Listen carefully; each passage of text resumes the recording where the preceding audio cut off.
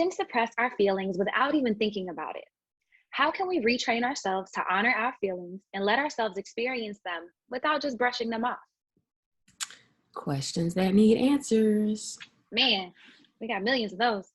Right, as usual. Hey, everybody. Welcome to Carlie's couch. Although she's not on a couch, this is Alexia's couch. Actually, damn, it ain't my couch neither. This is Whitey's couch. But don't worry about where I'm at. I don't know who. First of all, Whitey is. You got to have so much context to even mention her name. Exactly. So it's See, it like, don't even matter. no, They real don't ones know. know. Half the listeners that know, you know.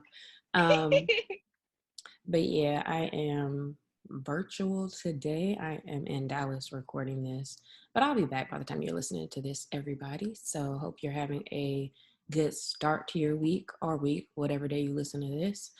And as Carlie kind of gave the synopsis of what we're going to talk about today, I'm kind of excited or interested in this. I think it's weird, Carlie, that I'm like 36 years old and it's like, oh, I have feelings. Oh, I don't know how to think about them or how to express them. It's so crazy, but like also it's so interesting and weird how it goes to show like as adults, like you be thinking adults know what's going on and have it together by certain ages or whatever. And it's like, man, life is really just a whole process of unlearning, learning and unlearning. So I thought that was very interesting, but excited to talk about feelings and how to feel them.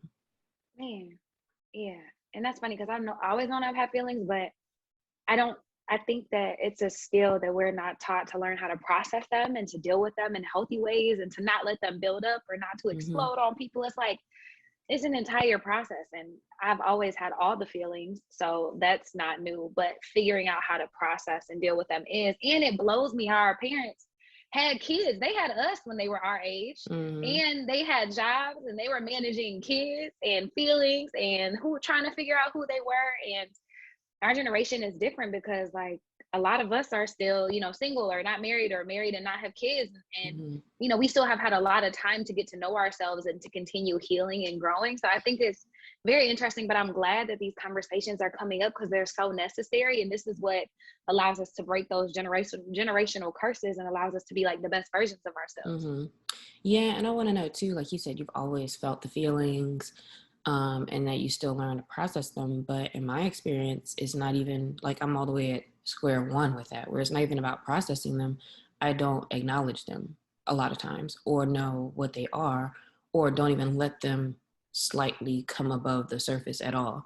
And so for me, it's more interesting too to think about like, oh, is there like I literally will not know what they are. So sometimes if it's like, oh, how are you feeling? Which I told my partner, because I hate when people are like, what's wrong? And I'm like, man, nothing's wrong. And then it makes you have more of an attitude if you don't think something's wrong. But I realize, and it's interesting that he said this, like, yo, I'm more in tune with your feelings than you are. He's like, I know when something's wrong or off. But I'll get mad if he's like, what's wrong? I'm like, man, nothing's wrong. And it's like, why am I like not okay with something being wrong? Or I'll be like, nothing's wrong. And then I've told him to say, you know what, instead of asking me that, can you just be like, well, how do you feel? So it's always funny now. He'll be like, man, how do you feel? But now even when he says that, I'm like, damn, I don't know. But like the other day, it kind of got into, it wasn't really like argument, but it's like, man, how do you feel? And I was like, man, I don't know. And I started talking, but then the more it like got heated up. And I was like, yeah, and I forgot what it was. I was like, yeah, and you didn't clean up the blah, blah, blah, blah. He's like, oh, so that's what's actually wrong. And I was like, oh, damn, I didn't even, in my head, when I had came in and saw the mess, I'm just making up a scenario because I don't remember what it was exactly. But when I saw the mess, I told myself like, like in my head, I was like, man, I'll never clean stuff up. I was upset for real. But then I told myself like, I shouldn't be upset about this. It's his house. Like, it's not my business. You do whatever, blah, blah, blah. And so it's like, I'm telling myself not to feel that. But I have the outward, like obvious attitude or whatever. So then it takes so long to even uncover that. And then for him to get upset now to be like, man, you could have just expressed it or said that. And you never want to talk about whatever. And I'm like, actually, I didn't even realize, like, I need you to know, I didn't even realize I was for real upset about that. Or like, I was lying to myself or I wasn't acknowledging. And it sounds crazy though. Like, I mean, not for real crazy, but I also understood like to another person that does sound wild. It's like, or you could have just said that. But in my head, I'm like, it actually took us like starting from A and then like starting to argue for me to realize like, oh, I actually was upset, more upset about that than I tried to act like or acknowledge. Um, and then I had to explain that too. Like, you know what? I'm just realizing that like, so maybe there is something where it's like when you're like, what's wrong or how do you feel? Um, maybe I, even if it's something small, but it's something that's probably frustrating me. You know how guys be, is any little whatever thing, you're like, oh God, like why? But it's like, okay, maybe I do need to be like, something's wrong, obviously. What is it? Like, what's bothering me? Instead of acting like, no, it's nothing. Man, Which I've told myself it is. And that, so that was like a long way of kind of saying like where I am, where I notice like I literally don't even know or acknowledge that I'm feeling the thing until it comes out. And it's like, oh man, now I'm actually recognizing that that's happening. man. So just so you know, on both sides of the spectrum, like you know, have been suppressing feelings, you're not feeling them, or just recognizing it. I've always had them, but I'm in the same boat. So I was gonna say it's synchronistic. It's so synchronistic because I had a conversation with someone that I'm dating, and the other day, because he was like, "What's wrong?" I got an attitude. I was like, "Bro, nothing's wrong. Like I'm fine. Like leave me alone. Like I'm good." And he kept asking, and I was like, "Bro," he's like, "Are you sad about something?" And I was like, "Well, damn, maybe now." Like I started thinking, what could I be sad about? What am I not recognizing? And so we got into it, but we came out on the other side. It's like, how about you just tell me, I'm just feeling kind of off today. Or Mm-hmm. I have something going on. I don't know what it is. He was like, but that way I can know, where you are and know how to move. He's like, because right now it's like, I can tell something is different about you, but you don't know what it is yet to communicate that to me. And so that puts us like in a weird place. And Mm-hmm. so, yeah, I think that it's all of us here trying to learn how to feel our feelings and figure out what the hell's going on. Yeah, I've progressed too to actually saying that. I'm like, you know what, something's just kind of off. But also, that's not news. Like, all right, I already knew that part. And it still feels like it's not adequate enough sometimes. Or it's like, everybody communicates kind of differently. Some people, it's like, let me figure it out. Like, for example, like if a kid is nervous or scared or something, like, you ask, like, what's wrong? They might be like, oh, I don't know. And then, like, they don't know what the fuck, how to explain it. And sometimes that's how it feels. But then always later, I'm like, okay, boom, boom, boom. And for some people, they know and they can just say it. And maybe that's being more in tuned in the first place. I don't know if that's being more in tuned or just how you communicate or what, but everybody is kind of different with that. Yeah, I was about to say, I don't think it's just being in tune because I would consider myself very in tune with my Mm-hmm. emotions, but sometimes I still get triggered by something and it takes me a minute to figure out what happened.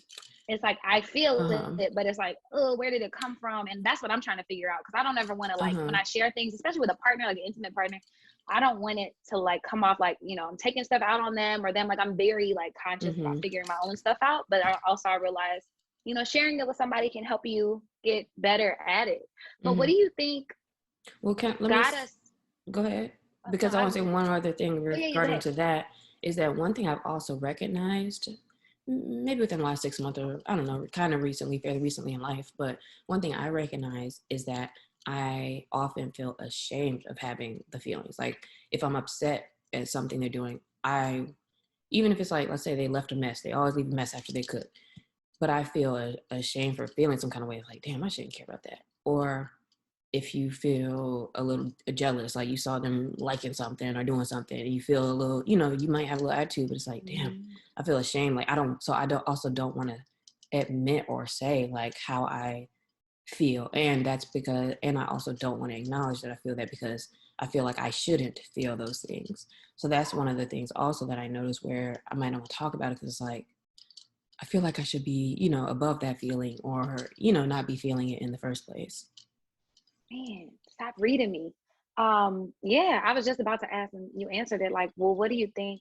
What are some reasons why we might suppress our emotions or Mm-hmm. not share? And I think that's a big one. So being ashamed of them, I also am like, I shouldn't care that he's on his phone right now, or I shouldn't care about Mm-hmm. this. And we talk ourselves into suppression of feelings. But what are some other reasons why you think we're not great at showing them, or why you might feel uncomfortable showing emotion?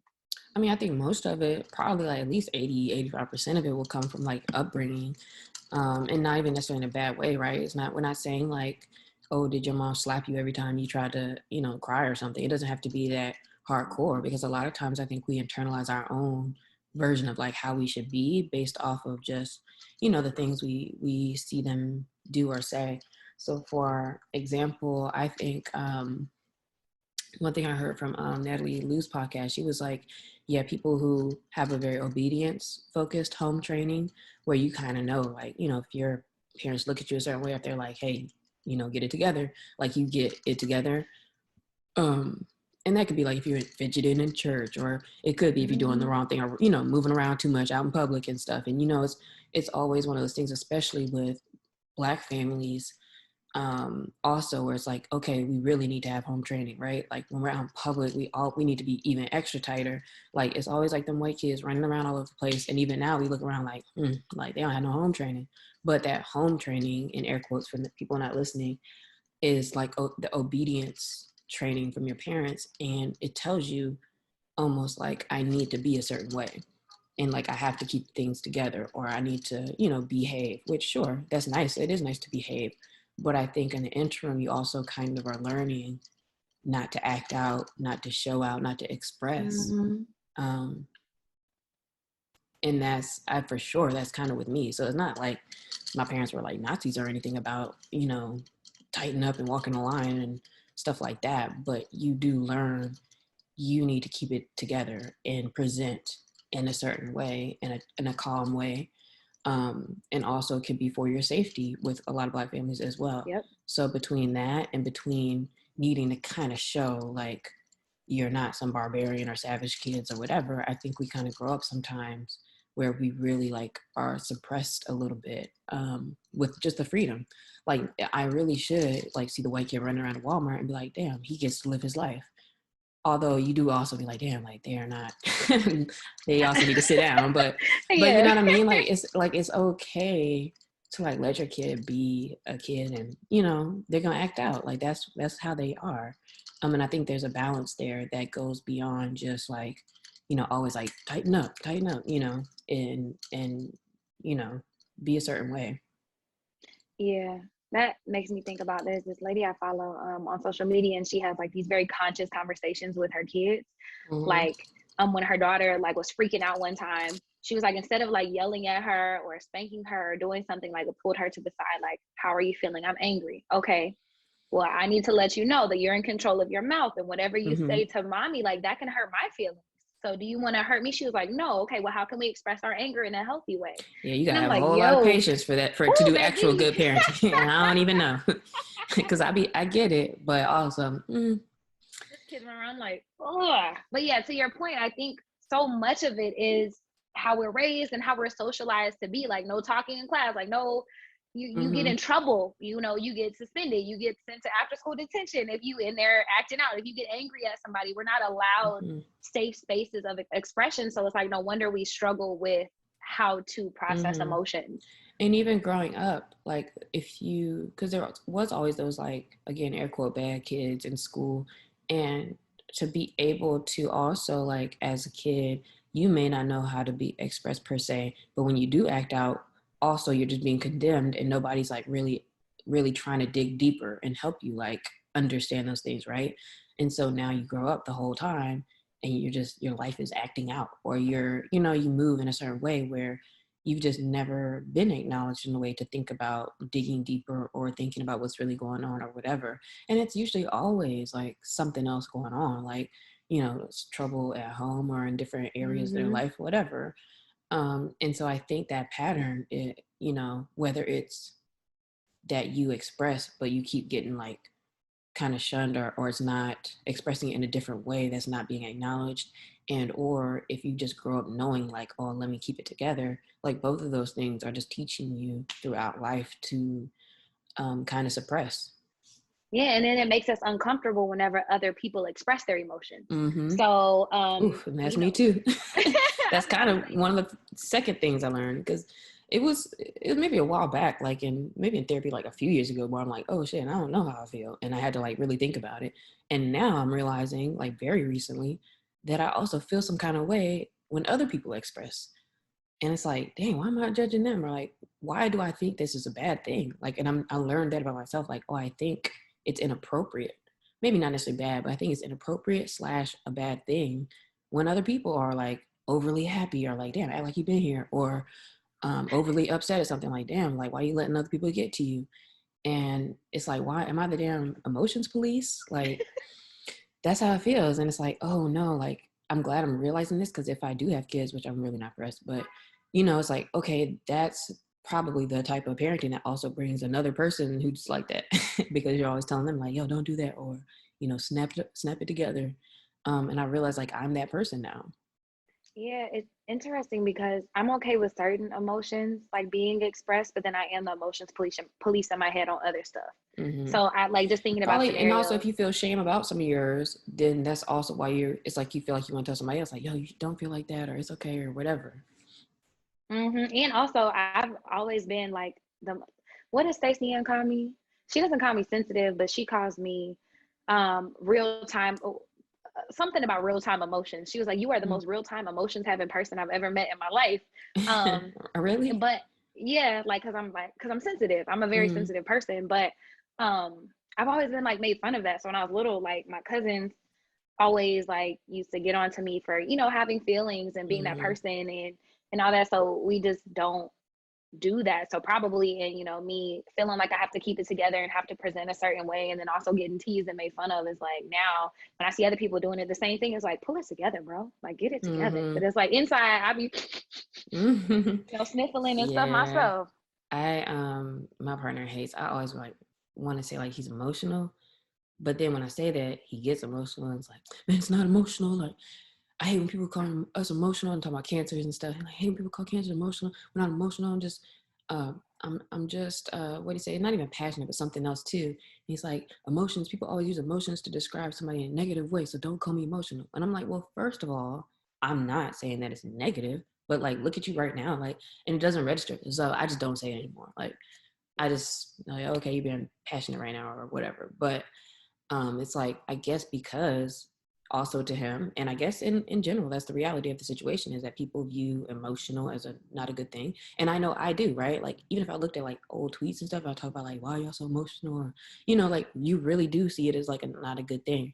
So it's like, Hmm. okay, let me actually acknowledge that people do see it that way. But also when I'm saying that to him, I'm like, no, I'm just talking about like right now, the fact that I said those words, and now you're like, oh, and I'm not necessarily as bad, but I could tell you like really feel the things.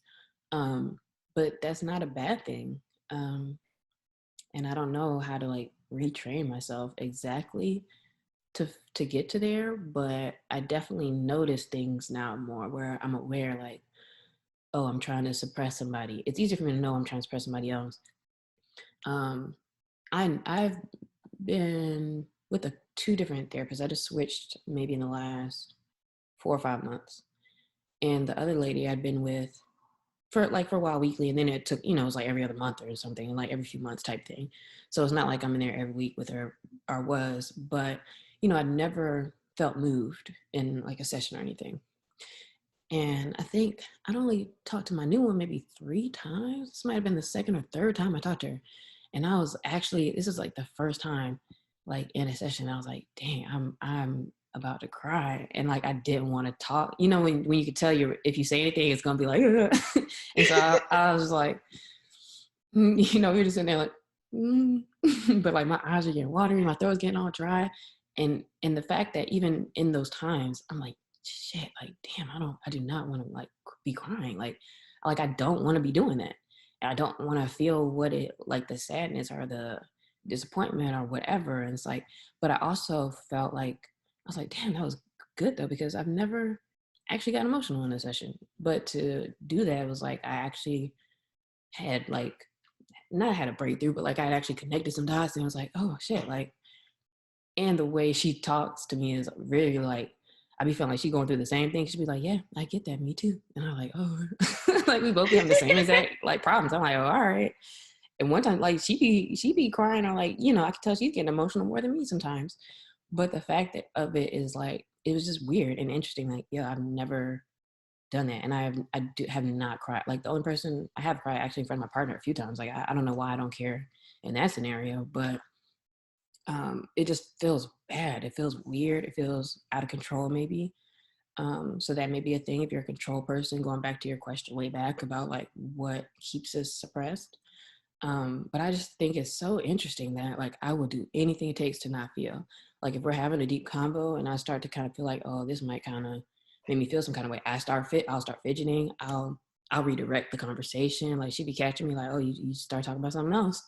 And it's like I want to avoid that because it just doesn't feel good or natural to me.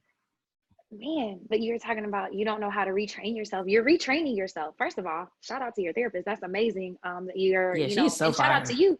And shout out to She's you so for much more also fire. I'm glad you deserve, but also shout out to you for even being willing to face that and also going back, like recognizing that the fact that you were almost in tears was like a sign of growth. Like that's a Well, I good ain't thing. been back since then yet, but But you'll be back and it's okay. But even crying in front of your partner, I think that when people show their emotions and they're vulnerable, and they're show their passions, because I'm the same way. I'm like, don't call, because I get called like angry or like upset a lot. And I'm like, no, I'm just passionate. Like when I'm passionate about something, I'm loud, I'm intense. It just is. And they'll be like, okay, well, you're coming across as angry. I'm like, no, I'm not angry at all. You just perceive me as mm, that. But you also have to be willing to whatever people think. But so I think ways to retrain yourself is awareness. Like you said, that's the first thing when you're mm, suppressing your own, but also suppressing other people. And then being willing to dive into that uncomfortability. Like you have to feel your feelings, but because you're new to yeah, that's this, the part I haven't it's gonna quite take done time. yet. Yeah, and that's okay. And that's okay. Ain't no rush to do that. But I think it's important to recognize when we're suppressing ourselves. And for me, a big thing that I notice as I start to talk myself off that ledge, like if I'm really upset about something and I'm crying, I'm like, it's okay, it's gonna be okay. Everything happens for a reason. And I try to like make Mm-hmm. myself look at the positive to not, so to avoid feeling the emotion. I'm like, oh, everything always works out in the end. I don't have to, it's Mm-hmm. okay. And so I think that's a good check also with yourself. Like every time some terrible, sucky, something just fucking sucks. Like you can't, Yeah. there's no way around it. Like something sucks. You got broken up with, you lost a client you really enjoy. You just had a terrible fucking day. Like one of those days when you walk out the door and your belt loop gets stuck on the door handle, like Yeah. those kind of You be like, God, yeah. yeah, everything gets worse. It's okay to just sit in that for a moment. And that's something that I'm learning.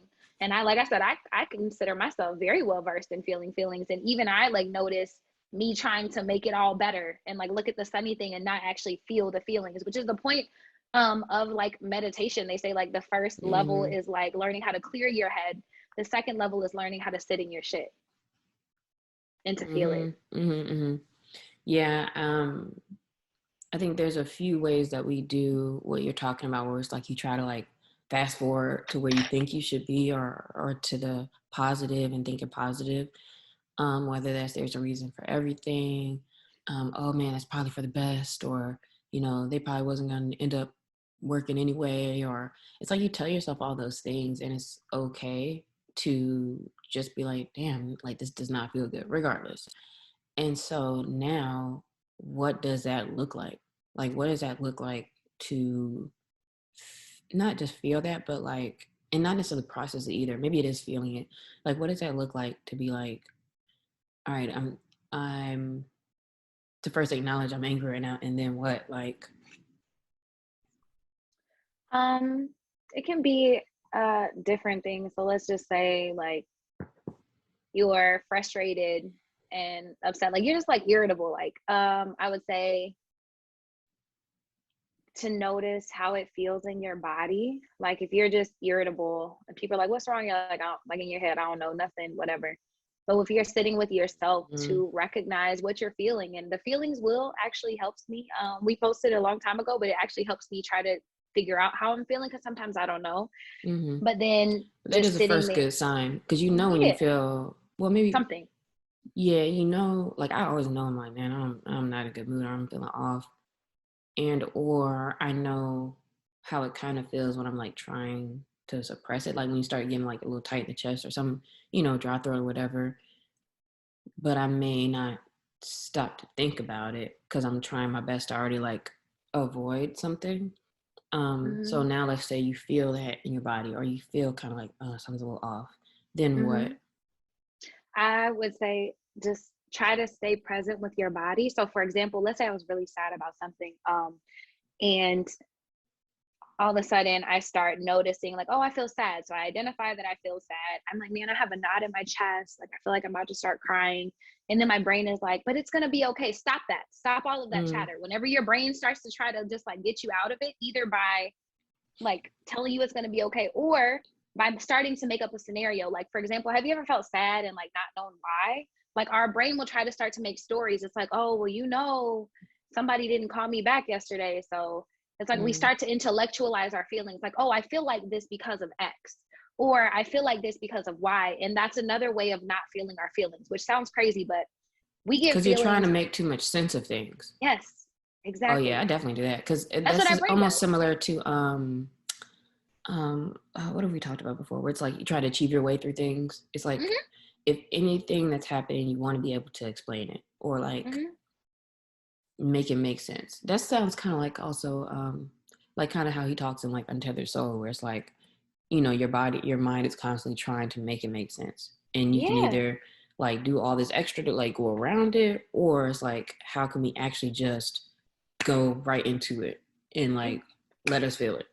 You know what's crazy is emotions scientifically only last for 90 seconds typically. Mm, The whole feeling, what I mean by emotions is like anger, like tightness in your jaw, clench your fist, like tightness in your belly, whatever the mm-hmm, feeling is, they typically last for 90 seconds. Our thoughts prolong them. Our mm-hmm, thoughts can make us angry all day, our thoughts can make us sad all day, and we typically start to intellectualize instead of just feeling the anger. So whenever you feel it, you can either try to make it make sense and have your brain latch onto thoughts and just could like hold this feeling in perpetuity, or you can just sit with your body, like really just feel like, man, I feel like I need to cry right now. And instead of like, oh, let me turn on Hulu or let me go run, like maybe you just need to cry for a second and then that will be mm-hmm. okay. And then your brain will be more clear to process whatever's Uh-huh. going on. But I've you tried to actually do have to that feel it before. in your body. Where it's like kind Yeah. of try to let yourself. I mean, sometimes it's hard to like try to force yourself, but like I've tried to be like, hey, I don't feel good, and then like really just try to like let yourself cry or let yourself kind of like just do something. But then usually it's like 3 seconds later, maybe to your point, and it's like, yeah, all right. But yeah, but the difference is, right? So Yeah, if all you give right, yourself whatever. that space, you might just be like, actually, I'm okay. Process it, let it go. As Mm, opposed to like trying to avoid it. And then now you're in a meeting and you're like upset or whatever's going on. It's like, give yourself that time. But the way to do that is to tune into your body, notice like where mm-hmm. the feeling is, notice how your breath feels, and just allow. We're not good at allowing our bodies to feel anything. Just Yeah, allow. yeah. Carlie has a kind of graphic in our notes today, and I guess this is kind of around where it says like redirect your mind away from trying to think the thoughts and like Mm-hmm. really like name and focus on the bodily sensations going on, and Mm-hmm. also like just breathing and like letting yourself feel them. Yeah. So like let yourself cry or like just whatever. And so I saw this, a therapist had posted it, and I thought it was so interesting because I know I try to intellectualize my feelings and I want to be more conscious and allow my body to process them so I can actually let them go. Because if you let them go, then they will, like, if you allow yourself to feel, you'll let them go. If you don't, then they'll get Mm-hmm. stuck in your body. That's when you get stress knots in your neck, in your hips, in your shoulders. That's when you start to get a crick and you don't know where it came from. So I want to go through Mm-hmm. an example real quick with this little graphic. I'm not going to read it, but I'm going to try to go through an example. So let's say that you have a new partner that you're really, really excited about. And then like, one day it takes them a little bit too long to text back. And so you start to get really like anxious, and then you start to feel, this knot in your chest. We're going to go through it. So an unpleasant feeling arises. So you feel anxious. So your mind starts to try to explain why you feel anxious. Oh man, they haven't texted me back. My last person didn't text me back, and then they were cheating on me and this and this. So instead of doing that, stop. You notice that you feel a knot in your chest. You take your mind away from the thoughts of trying to explain why you have that knot or where the anxiety is coming from, and then just focus on your body. So think about, okay, my breath is really shallow. My chest is tight. My throat's a little dry. I'm a little jittery. I feel a little anxious. Oh, I had too much caffeine. No, come back to your body and notice how you're feeling. And then take a Mm-hmm. few moments just to breathe into that sensation. Maybe you put your hands on your chest and notice, okay, whenever I breathe a little deeper, it starts to go away. Oh man, it feels like I need to cry. maybe you start to cry, you just spend that time with your body. You'll notice that your mind keeps on trying to go back to explaining Mm-hmm. away whatever's going on, or to justifying your feelings, or how dare he or she not text me back because I'm such a good person. Don't do that. Stay with your body just for a couple minutes. Take some deep breaths, feel it, let it exist, and then it'll go away. Mm-hmm. And if it doesn't, then maybe you take some time to journal, or you talk to your therapist or something Um, else. and then actually that reminds me that after with that session, right? During the session, I was trying so hard to like not cry, and I didn't really, but of course my eyes got a little teary or whatever, and I was a little tight. But I remember that afterwards, I was like, you know what? I feel like I should just let myself cry. And after she was gone, and I was like, and then I like cried for a little, but it was like 10 seconds probably. But like, then it did feel so much better to like, all right, because I was really holding it in, like I was holding it in, and I was like, man, let me just go ahead and cry about this, and I just did, and I was like, oh, okay, that was like better, but still, I didn't want to, I wanted to be in my own privacy, I guess. Yeah. But yeah, like I didn't just like after the session, I knew I was like, let me debrief with myself versus like, all right, click out and I'm out and just keep moving. Um, because it was like things I thought about, like that had never crossed my mind before. So I was like, man, like I really want to like sit with this for a second. So I guess I am learning and retraining slowly. And I'm so excited. I am too. Slowly. Like I said, and for someone who, and I figured it out, Stacey Ann calls me real time expressive, Oh yeah, because that's your funny. girl be having all the feelings. Real time expressive. Mm-hmm. RTE. That's funny. Exactly. I am for sure Um, RTE. do you Yeah, have but I've your? noticed. Oh, go ahead. Oh, Go go ahead. ahead. No, no, no. What were you about to say? I was gonna ask, are you using your phone to record, or do you have your phone on you? I'll have my phone. So I just sent you this link to a tweet I was laughing at this morning. This little boy, this little baby was feeling all the feelings, but that made me think about like what we're going to talk about in this episode too. It's at the Thanksgiving table, but this little boy is like just saying what he's thankful for, and he's like, "Man, I'm thankful because we have it so good," and like he's really like crying, but like he's like, "Man, and sometimes I read books and it's bad and it's good for us," and he was like really like into it, and then people around the table were kind of like, "All right, bro, like it's not that deep," but it's so funny because I'm like, "Oh man, like imagine like the times when you're like, man, life is good or you feel good or whatever." To be able to like really be expressive with it. And I was just thinking about that, like, this baby, like he's feeling it for real. And that's not a bad thing. But you got to watch it when you have a second because it's No. funny. It's like just like basically this episode. Um, He might be our picture. right. But like so I've enjoyed this conversation, and I think it just kind of reminds me and helps me to be aware of like what to do. Like I guess even first like all right, making sure I let myself acknowledge it, but then what to do. So like for the listeners, things I would say like to take away and remember from all this is like like you do have feelings. And that may seem so elementary or whatever, but again, like sometimes it's we do just act like we don't, or like it's not cool too. So the next thing is it's okay to have them because we all do. And it's important to feel them because it really does. I think it blocks a level of being present in life also. And it blocks like a level of intimacy with yourself.